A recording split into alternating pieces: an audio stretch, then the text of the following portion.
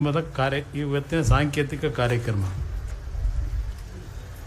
ಈ ಒಂದು ಕಾರ್ಯಕ್ರಮ ಈಗಾಗಲೇ 3:30 ಗಂಟೆ ಆಗಿದೆ. 4 ಗಂಟೆ ಹತ್ತಿರ ಬರ್ತಾ ಇದ್ದೀವಿ. ವೇದಿಕೆ ಮೇಲೆ ಭಾಳ ಜನ ಶುಗರ್ ಕಂಪ್ಲೇಂಟ್ನವರು ಇರಬಹುದು.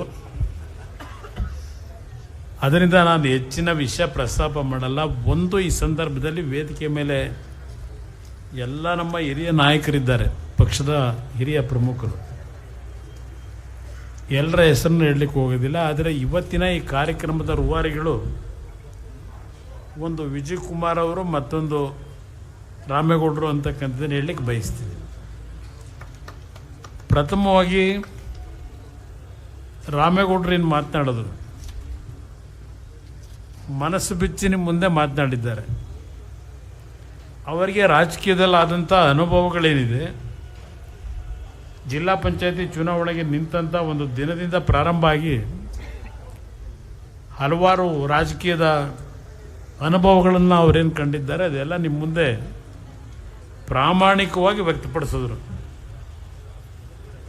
ಆದರೆ ಕೊನೆಗೆ ಒಂದು ಮಾತು ಹೇಳಿದ್ರು,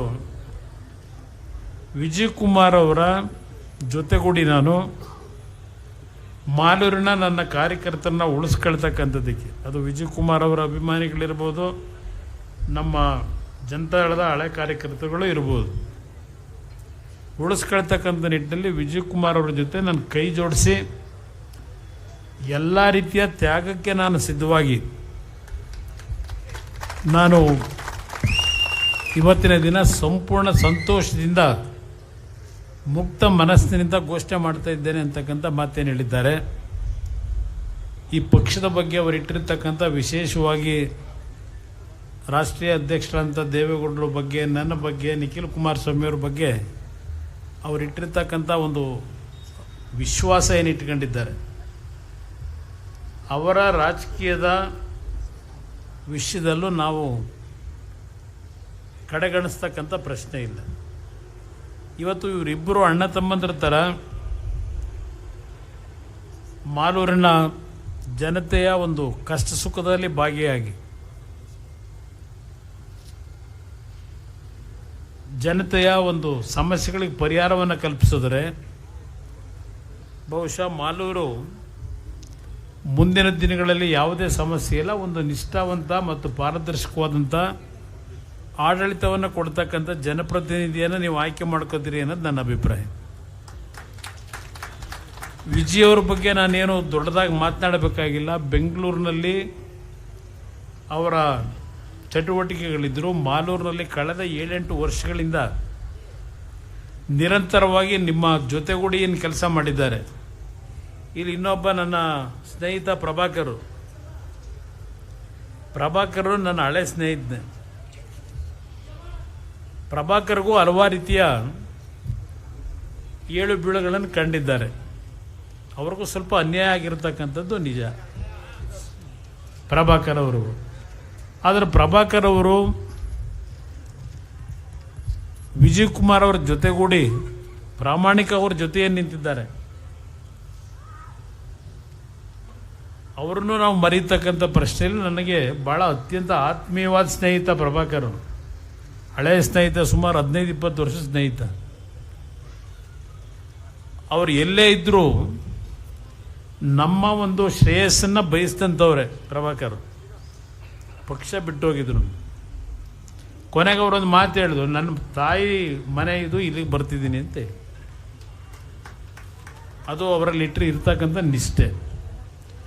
ಮಾಲೂರಿನಲ್ಲಿ ಬಹುಶಃ ಇವತ್ತಿನಿಂದ ಒಂದು ಹೊಸ ಬದಲಾವಣೆಯನ್ನು ಕಾಣ್ತಕ್ಕಂಥದ್ದಕ್ಕೆ ಇವತ್ತು ಮಾಲೂರಿನಿಂದ ಬಂದಿರತಕ್ಕಂಥ ನಿಷ್ಠಾವಂತ ಕಾರ್ಯಕರ್ತರು ನೀವೇನು ಬಂದಿದ್ದೀರಿ, ನಿಮ್ಮೆಲ್ಲರಿಗೆ ನನ್ನ ಅಭಿನಂದನೆ ಸಲ್ಲಿಸ್ಲಿಕ್ಕೆ ಬಯಸ್ತೀನಿ. ಹೆಚ್ಚಿನ ಭಾಷಣ ಬೇಕಿಲ್ಲ. ಬಹುಶಃ ಇಲ್ಲಿ ಎಲ್ಲ ನಮ್ಮ ನಾಯಕರುಗಳು ಮಾತನಾಡಿದ್ದಾರೆ. ಮಾಧ್ಯಮದ ಸ್ನೇಹಿತರು ಇರೋದರಿಂದ ಒಂದು ಮಾತು ಹೇಳ್ತೀನಿ. ಸನ್ಮಾನ್ಯ ದೇವೇಗೌಡರು ಪಾಪ ಭಾಳ ನೋವಿನಿಂದ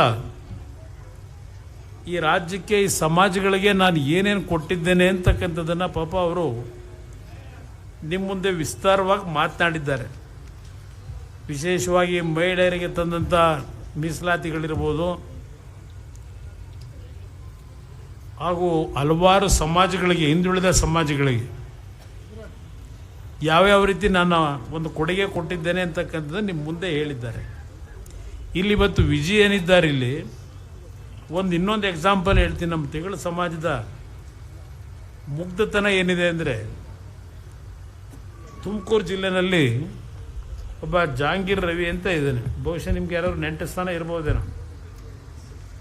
ತುಮಕೂರಿನಲ್ಲಿ ಒಂದು ಬಾರಿ ಹಠ ಮಾಡಿ ಟಿಕೆಟ್ ಕೊಟ್ಟೆ, 30,000 ಓಟ್ ತಗೊಂಡ.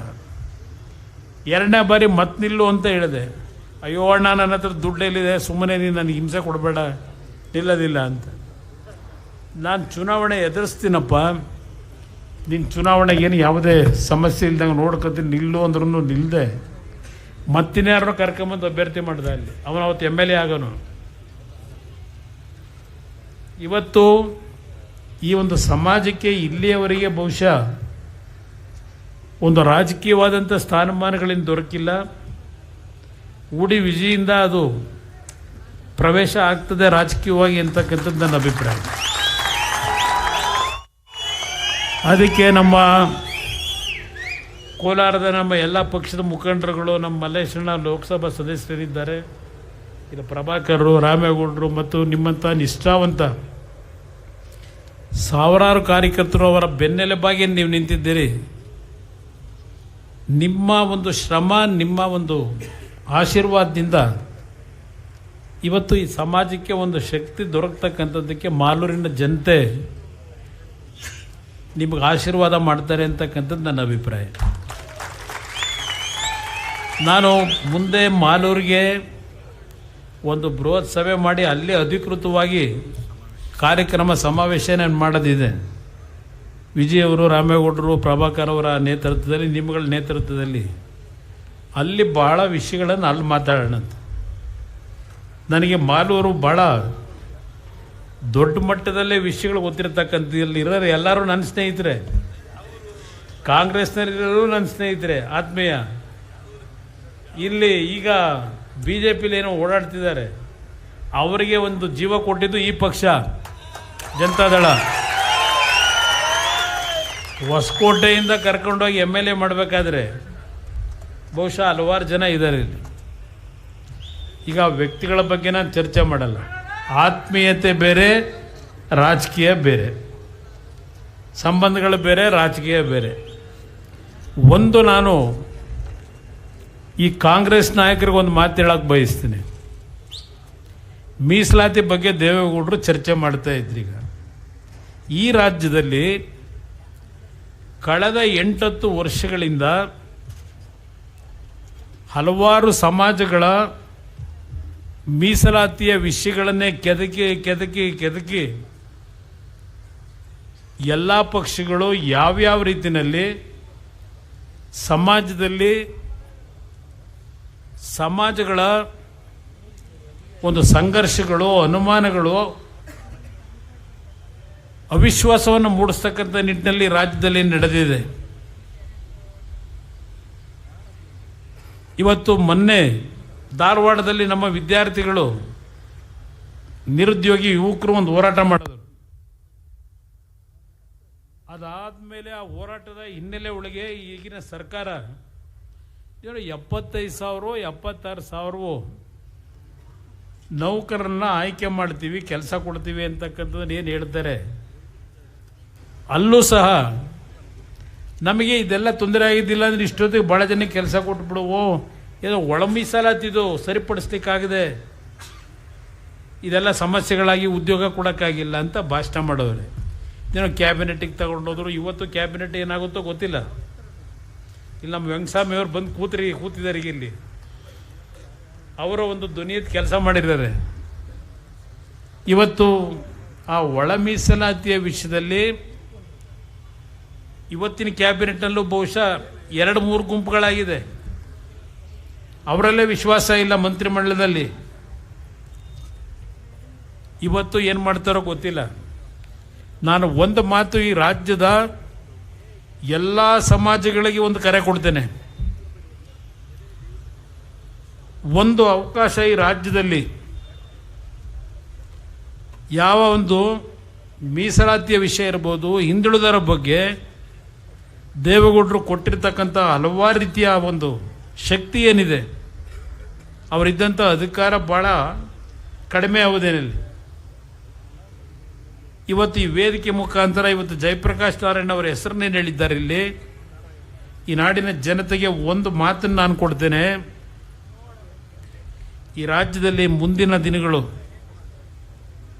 ಒಂದು ಜನಪರವಾದಂಥ ಜನಗಳ ನಿರೀಕ್ಷೆಗಳನ್ನು ಹುಸಿಗೊಳಿಸದೆ ಕೆಲಸ ಮಾಡತಕ್ಕಂಥ ಒಂದು ಸರ್ಕಾರ ತರಲಿಕ್ಕೆ ಒಂದು ಅವಕಾಶ ಈ ನಾಡಿನ ಜನತೆ ಜಾತಿಯನ್ನು ಬಿಟ್ಟು ಒಂದು ಮತ ಕೊಡಿ. ಈ ಮೀಸಲಾತಿಯ ವ್ಯವಸ್ಥೆಗಳಲ್ಲಿ ಹಲವಾರು ರೀತಿಯ ಗೊಂದಲಗಳನ್ನು ಸೃಷ್ಟಿ ಮಾಡಿ ಪಾಪ ಅಹಿಂದ ನಾಯಕರು ಅಂತ ಹೇಳ್ತಾರೆ.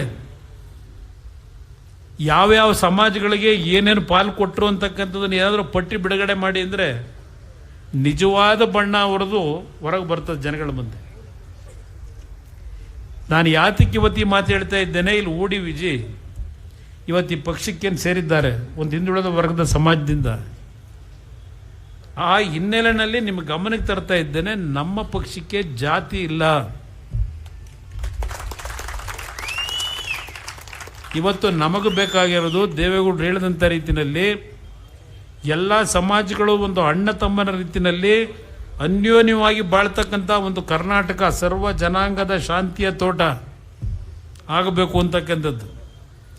ಇವತ್ತು ಬೆಳಗ್ಗೆ ನಮ್ಮ ಪಿ ಎ ಸತೀಶ್ ಇಲ್ಲಿಂದ ಕೂತಿದ್ದಾನೆ, ಒಂದು ವಾಟ್ಸಪ್ಪಲ್ಲಿ ಯಾರೋ ಒಬ್ಬರು ಸಂದೇಶ ಹಾಕಿದ್ದ. ಸತೀಶ್, ನಮ್ಮ ಸತೀಶು ತೋರಿಸ್ದ ನನಗೆ. ಆ ವಾಟ್ಸಪ್ಪಲ್ಲಿ ಏನಿದೆ ಅಂದರೆ, ಕುಮಾರಸ್ವಾಮಿ ಅವರು ಜಾತಿವಾದಿಗಳಲ್ಲ, ನಾನು ಜಾತಿವಾದಿ ಅವರೆಲ್ಲ ಅಂತ ಅನ್ಕೊಂಡಿದ್ದೆ. ಒಂದು ಬಾರಿ ನಾನು ಅವ್ರ ಮನೆಗೆ ನನ್ನ ಸಮಸ್ಯೆ ಹೇಳಲಿಕ್ಕೆ ಹೋದೆ. ಹಲವಾರು ಜನ ಇದ್ದರು. ಎಲ್ಲರ ಕಷ್ಟ ಸುಖಗಳನ್ನು ಶಾಂತಿ ಚಿತ್ತದಿಂದ ಕೇಳ್ತಾ ಇದ್ರು. ಅಲ್ಲಿ ನಾನು ಇದ್ದಂಥ ಒಂದು ಗಂಟೆ ಅವಧಿನಲ್ಲಿ ನೀನು ಯಾವ ಜಾತಿ ಅಂತ ಯಾರನ್ನೂ ಕೇಳಲಿಲ್ಲ. ಅವರು ನಿಮ್ಮ ಕಷ್ಟ ಏನು, ನಿಮ್ಗೆ ಏನಾಗಬೇಕು ಅಂತಕ್ಕಂಥದ್ದನ್ನು ಕೇಳಿ ಪರಿಹಾರ ಅಲ್ಲೇ ಕೊಟ್ಟತಕ್ಕಂಥದ್ದು ಟ್ರೈ ಮಾಡ್ತಾ ಇದ್ರು. ನನ್ನ ಸರದಿ ಬಂದಾಗ ನನ್ನನ್ನು ಜಾತಿ ಯಾವುದು ಅಂತ ಕೇಳಲಿಲ್ಲ. ನಾನೊಬ್ಬ ಬ್ರಾಹ್ಮಣ ಸಮಾಜದವನು, ನನ್ನ ಕೆಲಸ ಮಾಡಿಕೊಟ್ರು, ನನಗಾದಂಥ ಅನುಭವ ಅಂತೇಳಿ ಅವನು ವಾಟ್ಸಪ್ಪಲ್ಲಿ ಹಾಕೊಂಡವ್ರೆ. ಇದು ನಾನು ಯಾಕೆ ಹೇಳ್ತಾ ಇದ್ದೇನೆ, ನಾನು ಆಕಸ್ಮಿಕವಾಗಿ ರಾಜಕಾರಣಕ್ಕೆ ಬಂದವನು, ನಮ್ಮ ತಂದೆಯವರ ಮಾತುಗಳನ್ನು ಕೇಳಿದೆ. ಏನೋ ಒಂದು ಅವರ ಪುಣ್ಯ, ಅವರ ಮಾಡಿದಂಥ ಒಂದು ಸೇವೆ, ಭಗವಂತನ ಆಶೀರ್ವಾದದಲ್ಲಿ 2 ಬಾರಿ ಮುಖ್ಯಮಂತ್ರಿ ಆದೆ. ಪಾಪ ನೆನ್ನೆನೋ ಅಲ್ಲೆಲ್ಲೋ ಮಾಗಡಿಲಿ ಯಾರೋ ಹೇಳವ್ರೆ, ನೇನು ಸಾಕ್ಷಿ ಗುಡ್ಡೆ ಕೇಳ್ತಾರೆ. ನಾನು ಎಲ್ಲಿಂದ ಸಾಕ್ಷಿ ಗುಡ್ಡೆ ತರಲಿ? ನನ್ನ ಸಾಕ್ಷಿ ಗುಡ್ಡೆ ಈ ರಾಜ್ಯದ 6.5 ಕೋಟಿ ಜನ. ನಾನು ದೊಡ್ಡ ದೊಡ್ಡ ಕಟ್ಟಡಗಳನ್ನು ಕಟ್ಟಿ ನಾನು ಸಾಕ್ಷಿ ಗುಡ್ಡೆ ತೋರಿಸೋ ಪರಿಸ್ಥಿತಿಲಿ ಇಲ್ಲ ನಾನು. ಪಾಪ ಹೇಳಿದ್ದಾರಲ್ಲ ನೆನ್ನೆ, ಅದೆಲ್ಲ ಅವ್ರ ಬಗ್ಗೆ ಚರ್ಚೆ ಮಾಡೋದು ಅನವಶ್ಯಕ ನನಗೆ. ಅದು ನೋಡಿದ್ರೆ ಅದು ಆ ಮಾತುಗಳಿಗೆ ಉತ್ತರ ಕೊಡ್ತಕ್ಕಂಥದ್ದಕ್ಕೆ ಯೋಗ್ಯವಲ್ಲದೆ ಇರ್ತಕ್ಕಂಥದ್ದು. ನಾನೇನು ಕೆಲಸ ಮಾಡಿದ್ದೇನೆ ಅದು ಈ ನಾಡಿನ 6.5 ಕೋಟಿ ಜನತೆಗೆ ಬಿಡ್ತೇನೆ. ನಾನು ಅದಕ್ಕೋಸ್ಕರ ಹೇಳ್ತಾ ಇದ್ದೇನೆ ವೇದಿಕೆಯಲ್ಲಿ, ಇನ್ನೂ ಒಳ ಮೀಸಲಾತಿ ವಿಷಯದಲ್ಲಿ ತೀರ್ಮಾನ ತಗೊಳಕ್ಕಾಗದೇ ಇರತಕ್ಕಂಥ 8 ವರ್ಷ ಮುಖ್ಯಮಂತ್ರಿ ಆಗಿ ಪಾಪ ದೇವರಾಜ ಅರಸು ಅವರ ದಾಖಲೆಯನ್ನು ಮುರಿದಾಕಿ ಇವತ್ತು ರಾಜ್ಯ ಆಳ್ತಾ ಇದ್ದಾರೆ. ಎಷ್ಟು ವರ್ಷ ಬೇಕು ನಿಮಗೆ? 8 ವರ್ಷ ಮುಖ್ಯಮಂತ್ರಿ ಆಗಿದ್ದೀರಲ್ಲ. ಈ ರಾಜ್ಯದಲ್ಲಿ ಇರ್ತಕ್ಕಂಥ ಆ ದಲಿತ ಸಮಾಜದ ಬಂಧುಗಳು ಇವತ್ತು ಅವರ ಒಂದು ಮೀಸಲಾತಿಯ ಬಗ್ಗೆ ನಡೀತಾ ಇರ್ತಕ್ಕಂಥ ಈ ಗೊಂದಲಕ್ಕೆ ಎಷ್ಟು ವರ್ಷ ಬೇಕು ಸಿದ್ದರಾಮಯ್ಯನವರೇ ನಿಮಗೆ ಕೊಡಲಿಕ್ಕೆ? ಇದನ್ನು ಕೇಳಲಿಕ್ಕೆ ಬಯಸ್ತೇನೆ ಸಿದ್ದರಾಮಯ್ಯನವರಿಗೆ. ನಿಮ್ಮ ಅಧಿಕಾರ ಉಳಿಸ್ಕೊಳ್ಳಿಕ್ಕೆ, ನಿಮ್ಮ ಅಧಿಕಾರದ ಲಾಲಸೆಗೆ ಮಾತೆತ್ತಿರ ಅಹಿಂದ ಅಂತೇಳಿ ಬೇಕಾದಾಗ ಅಹಿಂದ ಹೇಳೋದು, ಅದು ಮುಗಿದ ಮೇಲೆ ಅವರಲ್ಲೇ ನೀವಿಲ್ಲೇ, ಇದು ನೀವು ನಡೆಸ್ಕೊಂಬಂದಿದ್ದೀರಿ. ಅದರಿಂದ ಹಲವಾರು ವಿಷಯಗಳಿದೆ ಚರ್ಚೆ ಮಾಡಲಿಕ್ಕೆ. ಇವತ್ತಿನ ಈ ಕಾರ್ಯಕ್ರಮದಲ್ಲಿ ಈಗಾಗಲೇ 4 ಗಂಟೆ ಆಗಿದೆ. ನಾನು ಸುದೀರ್ಘವಾಗಿ ಏನು ಮಾತನಾಡಕ್ಕೆ ಹೋಗಲ್ಲ. ಇವರ 3 ಜನ ಏನಿದ್ದಾರೆ ತ್ರಿಮೂರ್ತಿಗಳು, ಬ್ರಹ್ಮ ವಿಷ್ಣು ಮಹೇಶ್ವರರಾಗಿ ಮಾಲೂರು ಜನತೆಯ ಪರವಾದಂಥ ಕೆಲಸ ಮಾಡಲಿಕ್ಕೆ ಪ್ರಾಮಾಣಿಕವಾಗಿ ನೀವು 3 ಜನ ಒಗ್ಗಟ್ಟಾಗಿರಿ. ಇನ್ನು ಉಳಿದಿದ್ದನ್ನು ಭಗವಂತನಿಗೆ ಬಿಡ್ತಕ್ಕಂಥ ಕೆಲಸ ಮಾಡಿ ನಿಮ್ಮ 3 ಜನನ ಉಳಿಸ್ಕೊಳ್ತಕ್ಕಂಥದ್ದಕ್ಕೆ ಭಗವಂತ ನಮಗೇನು ಶಕ್ತಿ ಕೊಡ್ತೇನೆ ಅದನ್ನು ನಿಮಗೇ ದಾರಿ ಎರಿತೀವಿ.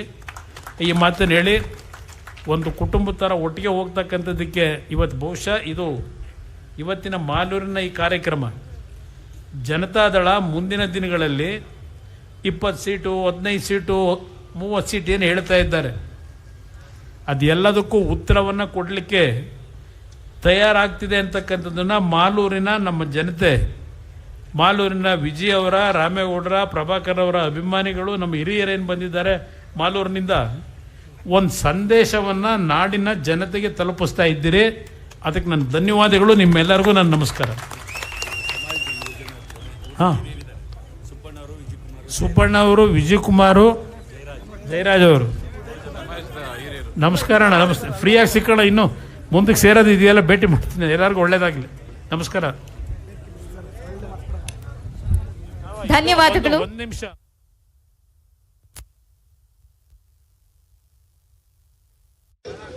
ದಕ್ಷಿಣ ಕನ್ನಡ ಜಿಲ್ಲೆಯಿಂದ ನಮ್ಮ